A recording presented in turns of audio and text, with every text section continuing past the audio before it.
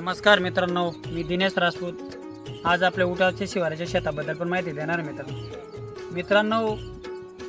मागच्या 20-25 दिवसापूर्वी या शेतात एवढे प्रॉब्लेम आलेले होते. गवत किंवा शेतमध्ये पूर्ण शेतामध्ये घाण होती. त्याच्यानंतर बरेचसे झाडांवर आपल्याला गुच्छ रोगाचा प्रादुर्भाव झालेला होता. दुसरे पण रोग होते.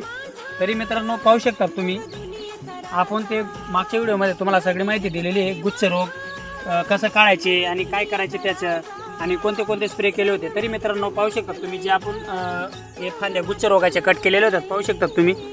आता जे नवीन पालवे आलेले आहेत ते अगदी निरोगी आहेत मित्रांनो, काही प्रॉब्लेम नाही त्यांना. आता बघा पाहू शकता, हे बघा मित्रांनो,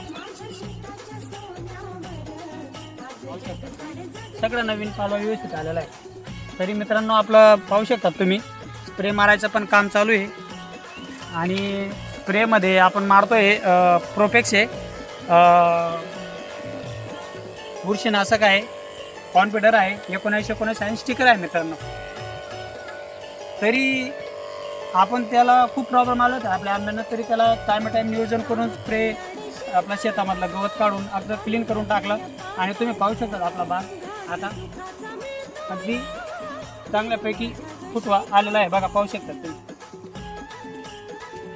तरी मित्रांनो कोणतंही पीक असो तिथं आपण जर व्यवस्थित असं लक्ष दिलं ना, टाइम आहे प्रॉब्लेम आपल्याला टाइम देवाने दिला त्याप्रमाणे आपण आपलं काम पुढं करत राहायचं. तरी मित्रांनो हेच सांगू इच्छितो. तरी असेच आपले नवनवीन व्हिडिओ पाहण्यासाठी लाईक करा, शेअर करा आणि बेल आयकॉनला क्लिक करा.